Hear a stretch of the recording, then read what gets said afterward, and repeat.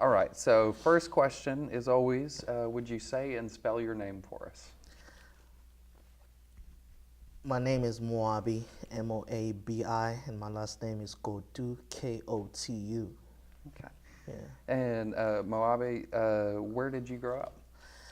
I grew up in Soweto, Johannesburg, South Africa, the southwestern townships of Johannesburg. It's the acronym Soweto actually stands for Southwestern Townships. Okay. Yeah, Um, uh, and that's far away from here, obviously. very far. What was it like growing up there? It was awesome, challenging, but I wouldn't say I had a bad childhood as a child because all my role was to play, go to school, be good, get good grades, but it was very also inspirational, because Soweto is a melting pot of Johannesburg where all these migrant laborers that come from these remote villages, they come to work in Johannesburg, um, and then they were pushed to Soweto, um, into these ghettos, and that's actually where I grew up. But that um, made me be able to be diverse, in terms of language, because all these tribes came into Soweto and we speak different languages. So I was exposed to different cultures and different languages, and I can at least fluently read, write five of those languages, and I understand all of them. So um, it was very great growing up in Soweto, but at the same time, it was a very violent area, because of the poverty, because of the apartheid, because I grew up in South Africa I was born in 85, and it was during the apartheid. I don't know if you know much about apartheid. So it was a very, I didn't know, like, until I grew up that, oh, this was this bad, until I started visiting suburbs, until I started visiting my mother's employer because she was a domestic worker, for the whites that lived in suburbs. So when I used to visit the suburbs, then I'll be able to tell the difference to say, oh, Soweto, we live in these cramped houses, there's crime, there's dirt all over in these suburbs. It's nice, quiet, big houses with pools and everything, you know. But all of that had contributed into making me a very broad-minded person, to a point where I actually was exposed to say, oh, there's also overseas. So my point of view of life was just broad. I've experienced the lowest of the low and also tasted the high of the high, So I don't regret my childhood or where I grew up or how I grew up. It was all towards making me who I am today, You said that, so when you were a child, you didn't see it as a difficult or a bad childhood, but you said at some point you did start to notice the differences. What point would you say that? How old were you? I can say um, maybe around 10. Around 10. Yeah, because that's when my aunt was a domestic worker. So I'll visit, and when I get to the suburbs, and I'll play with the kids of her employer. And like one day I saw this, they were dishing food for the dog, and actually they were giving it chicken legs, like chicken uh, drumsticks. And I looked at that dog's plate and I thought, dang, this dog eats stuff that's like a delicacy to us. And then I started seeing, oh, they have a pool, oh, they have this, oh, you know. And basically what would happen is these boys, whenever they have toys, if like maybe a leg of a soldier they have is broken, then they'll hand it to me.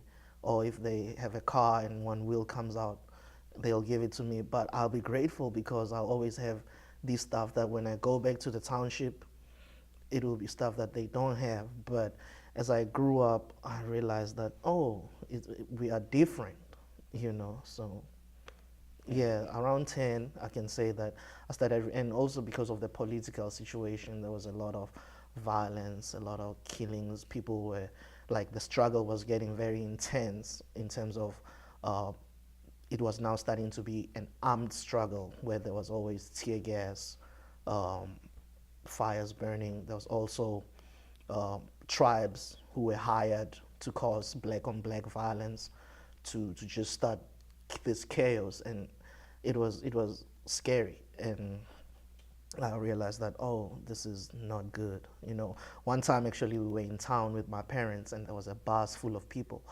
and I couldn't read at that point. But when I saw this bus full of people, I started crying, and I told my parents, we need to go home.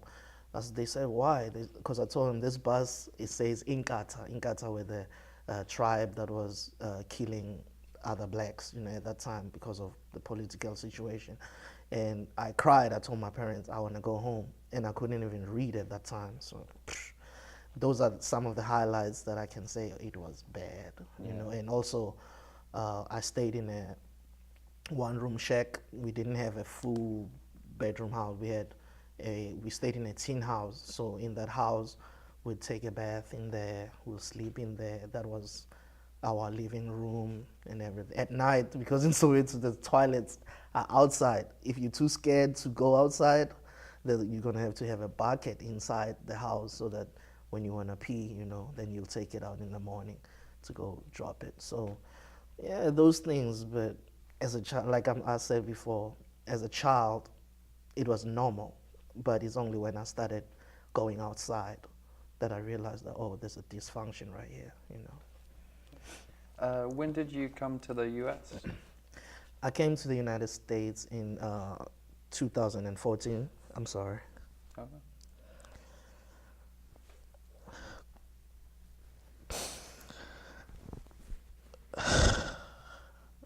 I'm sorry. No.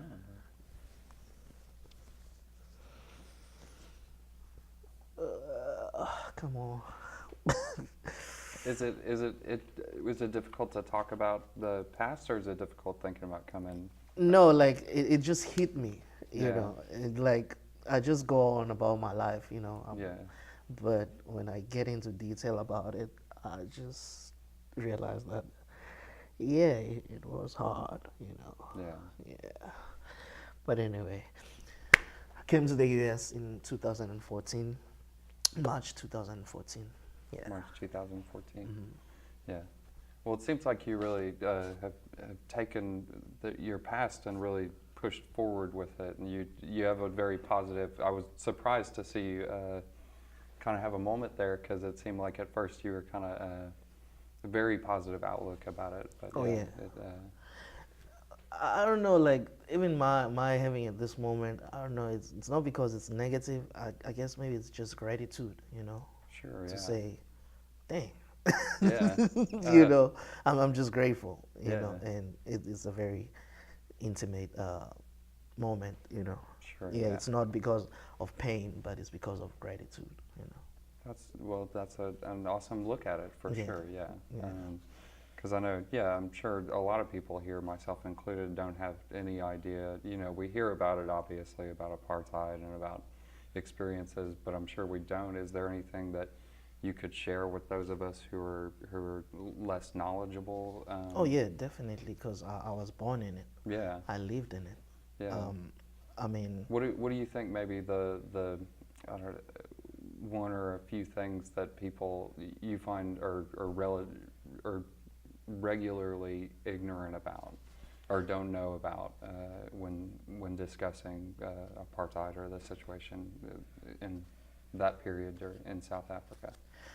I just think people are ignorant to the fact of the damage, you know, that's being done to the self-perception and self-esteem of our people, you know, of black people in South Africa. And it's like everybody's on some, yeah, get over it, because we only got our liberation in 1994. I was 9 years old. So imagine from 1652, we've been just under siege and colonized and everything. So um, people just expect us to just get over it, and just say, okay, it's the past. But unfortunately, it affected how we view ourselves as a people, It's difficult today to even people just to love themselves, And how do you love another person when you don't have the love from within, because you've always been taught, to survive. We haven't left the survival mentality, even to this day. Black on black crime and black on black violence is so rife because people are just on survival mode, all the time. So that's one of the main effects of apartheid, and it's a sad reality, but it is there, but however, we're trying to push forward as a people, Yeah. Yeah. And are you in touch with people back home? Yeah, Yeah. definitely. With social media and technology, Yeah. it's like I'm over there already. I know what's trending now. I know what's hot. I know who's on. I know everything, So I keep in touch with them through social media. I make phone calls, Yeah. Yeah. And progress is gradual, but are you seeing progress back home as far as you can tell from talking to people? Yeah, I can say that it is gradual. It's 20 years in, but the change is not happening as fast as we were promised. Because in '94 we thought, oh yeah, Nelson Mandela, yeah, everything is gonna be just roses and everything, but it was a gradual thing to a point where, like right now, our country, it's still owned by the minority, as far as 90% of the land is still in the hands of whites. The economy, the Johannesburg Stock Exchange, less than 3% of the companies that are registered there are black. So the economy is still owned by whites. Blacks own a little bit, and unfortunately, there was also infiltration, where they just picked few elite. There's this now trend of elitists, They'll just take this guy, this black guy, make him a CEO, and pay him so much money. But when you really look at the board members, it's all white, But we call it fronting. I don't know what they call it here. They use the black face, Yeah. but to push the white agenda, Yeah. So, but it's gradual because people are more aware, Yeah. Before, people didn't know. They just wondering, why are we not progressing? But now, with knowledge increasing, people are aware of what's going on, You had mentioned social media. Do you think social media is part of that awareness? Most definitely.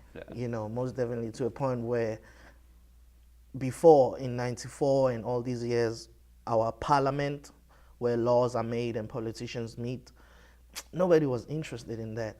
But with social media and that part of administration being streamed live as well, people know what's going on. They know what rules are passed. They know what budgets are given, and they're able to say, no, this is wrong, or this is corrupt. This is, so there's light at the end of the tunnel, if I can say. Knowledge is power. Yeah. And yeah. media in the hands of the people. Definitely. That's awesome. That's two things we're definitely about. Thank you so much for sharing. Oh, yeah. With ignorant me. Did you go to school? Did you go to like college or university or anything? Yes. I went to elementary from 1992. Then high school from 1999 to 2003. Then from 2003 to 2007, I was in college. Then, I've been doing these courses as I go along. I'll see something interesting. I'll say, oh, there's a course in networking. I'll pick that up. I've taken a course in Vets University. It was a short course for marketing and management of the music industry because I was very much in the music industry. I just wanted to know the business side of it, you know.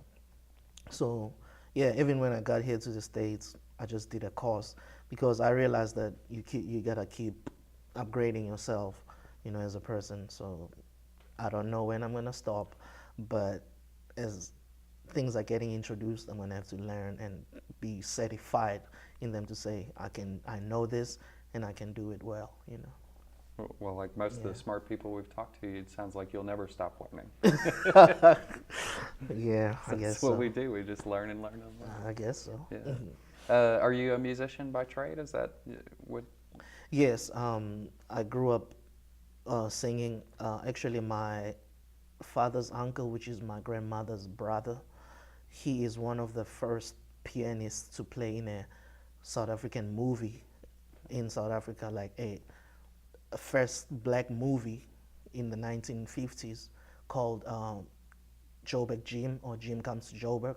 He was the music director and the pianist, and he used to write columns about music. So that flowed from there. Then my dad was not necessarily a musician, but he was a collector. He loved jazz. He still loves it today. So I was exposed to his records and LPs, you know, and I was curious of how it's made, you know. So what I'll do is he had this gramophone and an LP player, so I'll go to his speakers and pierce them to see what's inside there, you know. And there wouldn't be people in there, but sound is coming out, you know.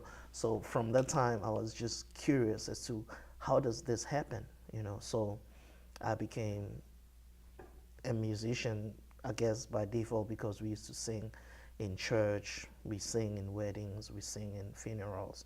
At school, every morning when we go to school at the assembly, we sing a hymn or two and pray. So that was, you know, channeled by default, and I ended up just making friends with people who were in music school, and they started giving me whatever knowledge they had from the music school, and I just said, oh yeah, I can become a musician. Then I worked on my craft, and I'm in it.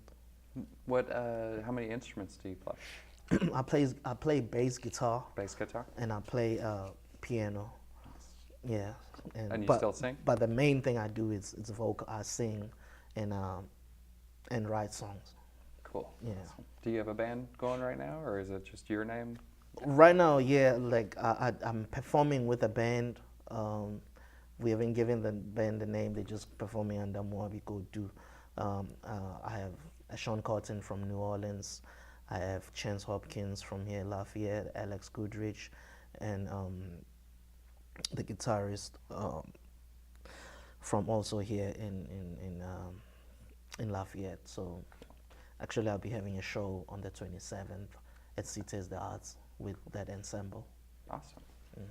Would you give, I know a lot of musicians don't like to, but could you give like a genre to your music? Would you say it fits into a genre category? Well, I would say my music would fall under world music, you know, because of the different elements that I'm bringing into the music. You know, I'm bringing the cultural, rhythmic chants and traditional songs and, you know, all of that. And the guys are bringing jazz, they're bringing whatever they've been taught from school, and also the culture here, you know. So it's a very fresh sound, and it makes it a more global sound, more than just being jazz or neo soul or African traditional music, because we are from different cultures, you know, and when fusing that together, it just creates a genre on its own. So I can just say it's a subculture under world music, you know. Awesome. Do you, not to get too far off on a tangent, but how do you feel about the term world music in general as a music genre? I say that because I don't know if you're familiar with David Byrne, the Talking Heads lead singer. who does his own music career, but his record label actually puts out a lot of what is labeled world music, and he did an essay once where he essentially said, I'm kind of tired of the term world music because all music is world music. It all comes from all over the Oh world. yeah, oh yeah. And I think his argument was that like a lot of different musics tend to get lumped into the same category when they're not necessarily, just because they're not from the U.S. or whatever. Well, for me, I'm not really fussy about it. I just believe that when you combine people from different cultures, definitely you're gonna get magic out of it. Something that has never happened before compared to five guys that grew up in Lafayette listening to the same thing, influenced by the same thing. But with world music, according to my point of view, first of all, the language, the dialect, the traditions, the culture, the rhythmic approach, it appeals to the world. So anything that is made of cultures from all over the world, it is for the world, and it is world music. I like that takeaway. That's a good takeaway. Let's see. How I have to ask, how did you end up in South Louisiana of all places? Basically, my wife is from here. She was born here, so I met her, and we started talking. We started talking online in 2010. We started talking, and she said, "Hey, man, you need to visit." And I was trying to visit, and it didn't happen. So she said, "You know what? I'm gonna come over there to Africa." I said, "Okay." Then she came, and when she came to South Africa, we got married, and she came back here, and a year and a half later, I came here. So we've been married now 5 years. We've had, altogether, we had 5 kids. We lost one, but yeah, it is okay. I'm sorry to hear about that. No, it's okay. Sorry. Well, wow, that sounds like a whirlwind romance. It sounds like it was kind of fast. Not necessarily fast, Not because like we talked for over a year Over a year.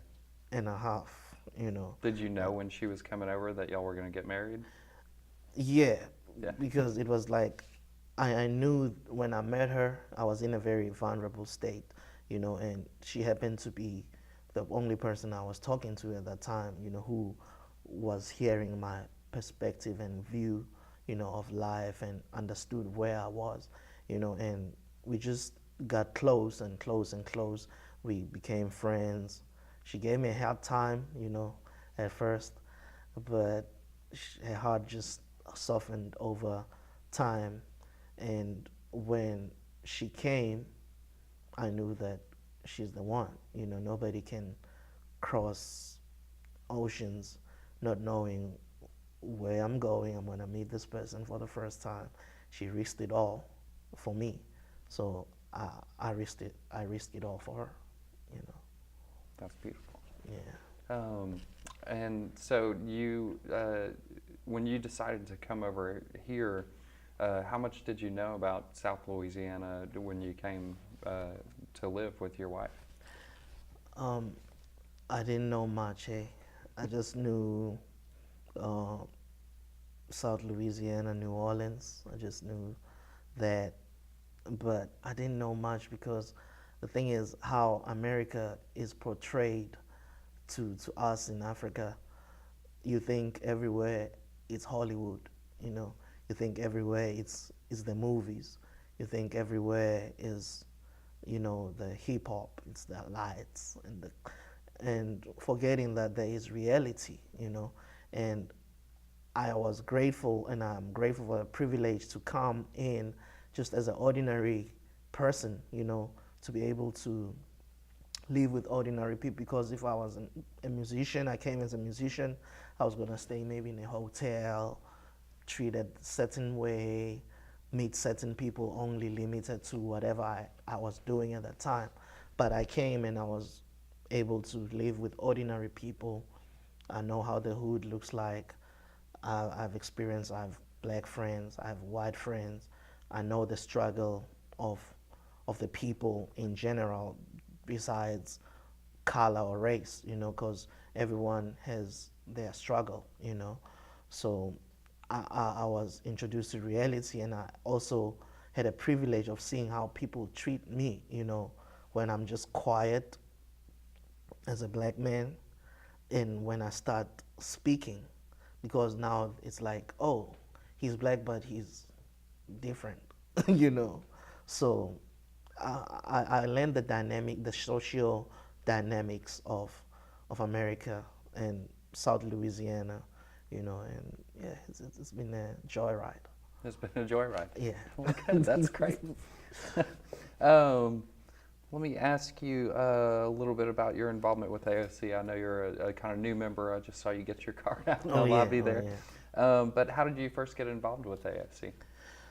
Okay, because my wife is a member of the AOC, so time and again I used to come with her when she comes to rent out equipment or wants to do things. So now that, hey, this is a nice place. Then they took me around on a tour, showed me the media room, the studio booth, this camera room, and I thought this is a nice facility to actually create opportunity, because having something like this where I come from, it's a privilege. It's reserved for certain people who can afford so much, but this is open for everybody, and I thought when I saw AOC, I saw opportunity, to say I can come in here and do my recording. I can come in here and learn animation. Like tonight, there's a workshop I signed up for audio recording, and it's 2 hours of knowledge, So that's when I realized that this is a nice and a very resourceful place, I used to say, it never caught on, but that we were the original social media. Okay. What surprised you the most about AOC when you came down? What surprised me the most was just like, why would you do this for free, because this is like high level academy stuff, high level equipment, high level resources, the environment very professional, and like to say, and it's all you need to do is give your time, and that was very surprising, Well, cool. I'm glad we have a few surprises. What is your dream project to work on or to produce? Right now? Yeah. My dream project right now, my goal as I am here and as I've decided to come back into the music scene, because when I came here, it was a lot of things happened. Like I told you, we lost a baby, I didn't have a job. Like a lot of things happened to a point where I went back to South Africa to say, no, I'm staying, we're going to South Africa. But decided, you know what, no, we still can make it happen over here. So my dream project right now, as I'm getting back into the music scene, is to just rebrand myself and actually be part of the Festival Louisiana lineup next year. I have submitted my music and I'm performing. I'm at the peak of my performance right now. Like I'm hot, So like that's my goal right now, and I know that as soon as I get into such spaces, I know a lot of talent. I have access to a lot of talent where I come from. Where I come from, we have a jam session every Tuesday.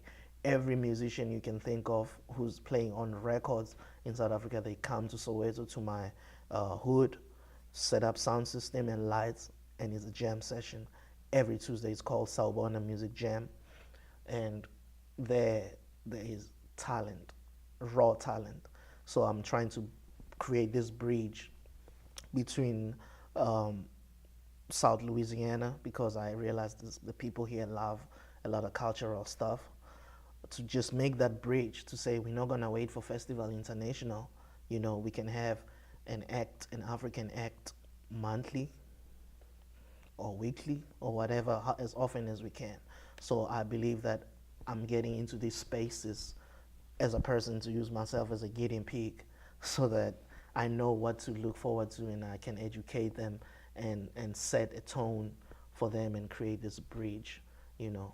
So it's a win-win situation. We've introduced newness here and we create opportunity on the other hand, you know. I love that. That sounds awesome.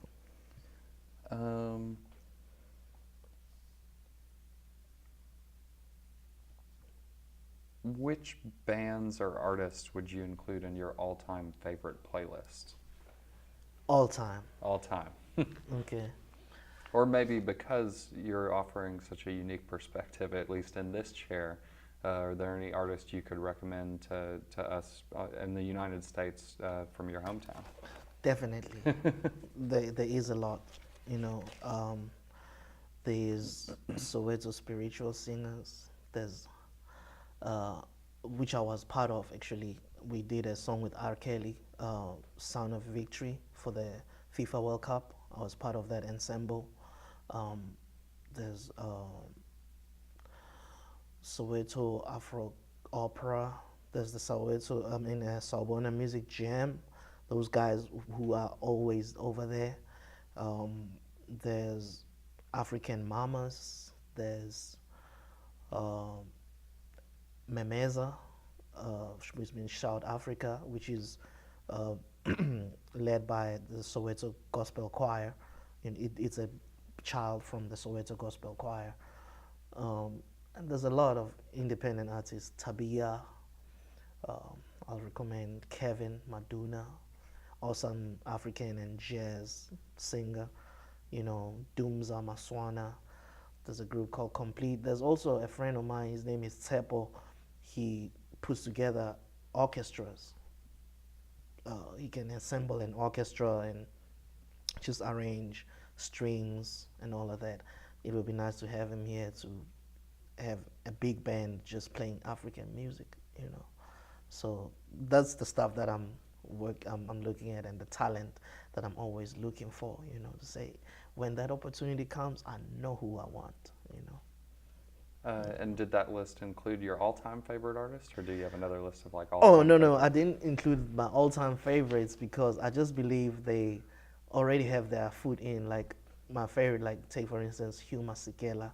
I don't know if you know him, a trumpet and flugelhorn player from South Africa. You know, Fana Zulu, you know, an awesome bass guitarist in South Africa.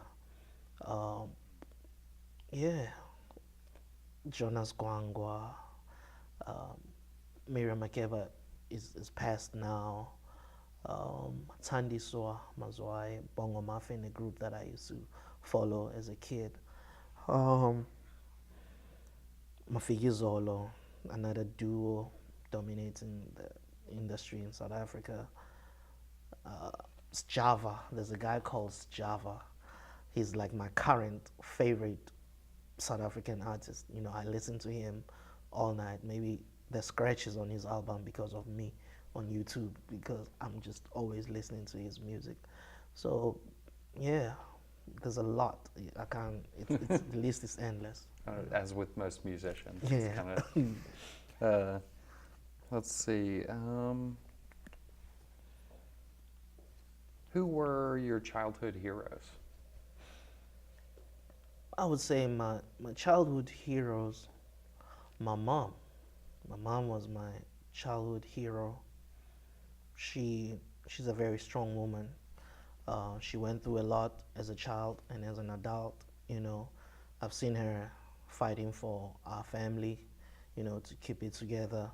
Even when she was supposed to leave, you know, the marriage, she stayed because she was fighting for it, you know, to try and make it work. And my grandmother, I had two grandmothers that I grew up around, my father's mother and my mother's mother. Those two women were my heroes, you know. The other one couldn't actually walk since I knew her, but her voice, her authority, she used to run the house even if she was bedridden. And on the other hand, the other one was very kind. You will see people 6 a.m. in the morning in our home just having food, having breakfast. You know, she was welcoming. I can't even remember any time I asked for her of her anything and she said no, or she said I don't have. She always had, you know. And those are were my heroes. And I don't know, is it only from like family or from? It could be anyone you looked up to. Yeah, but as far as the art side of things, my hero was a guy called Milton Laguse. He's currently the music director of the Grammy-winning Soweto Gospel Choir. He actually looked at me when I was young and he said to me, "Man, I think you got potential. You know, you just need to push yourself because I'm not gonna be able to push you. I can guide you to what you need to do, but you need to push yourself." And I always wanted to be like him. I wanted to play like him. I wanted to sing like him, you know. And I would say he qualifies to be my hero, and also my brother, you know, because he finished high school and didn't go through to college. He started working, and at some point, I used to see him dig holes, you know, on the street just to be able to provide for me, you know, and he is my hero, you know. My uncle, Verity Kotu Montuedi, you know, he's a pastor, so I grew up going to his church, and he actually one of the very influential people to me who also even gave me an opportunity when I finished high school. I didn't know what else to do. My parents were not working at that time, and he gave me opportunity. You know, he said, "Man, I'm gonna give you a start. Go to college, you know, and do something, make something out of your life." You know, and I'll always be grateful for that opportunity. And just looking at him from a distance, from all that he went through, and to what he became, I'll always honor him and look up to him as a hero, you know. It's awesome. It's great to have so many heroes and people to look up to and family. Yeah. Yeah. If you were a season like spring, summer, winter, or fall, which one would you be? And why? I would be summer, Why is that?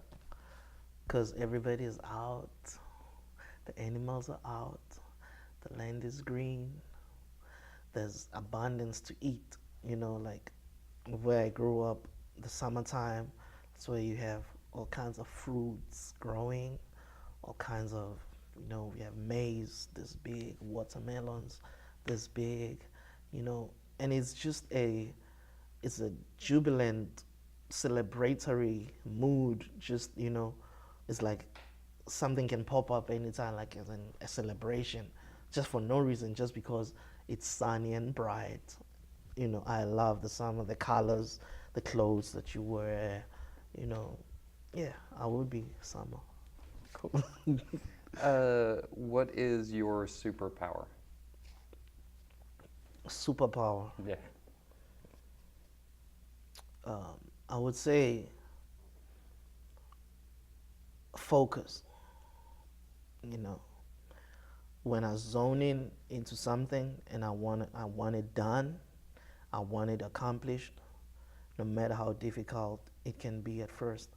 If I tell myself I am gonna get that and I'm gonna focus on it, I do it. And I think that's my superpower. Focus. As soon as I focus on something, I give it my all, it will be done. That brings me back to actually what you were saying. One of your mentors had told you that you had to push. Mm-hmm. So I was wondering for like some people out there who may need that advice to push, do you have any additional advice on how people can push themselves, or how you came to that place where you could focus and push yourself through things? Basically, I can just tell, you know, somebody that if you don't get it, let me rephrase that. like you need to search for it like your life depends on it, you know. So you need to push yourself because your future depends on it. Your kids depend on it. Generations after you depend on it. So you gotta give it your all and just be self-motivated. Don't be motivated by somebody coming and telling you, hey, do this, hey, do that. Want it so bad to the point where you know that your life depends on it. And that's just my perspective, you know. Whenever you have to push yourself, just know that your life depends on it. If you don't fight for your own life, nobody will, you know. I think that's quality advice, and I like that long-term sort of motivation you have too. It's not just you, but future generations. Oh yeah, definitely. That's a good motivator. All right. I think I have one more question for you. Sometimes it's a tricky question, but can you describe yourself in 3 words? Passionate, courageous,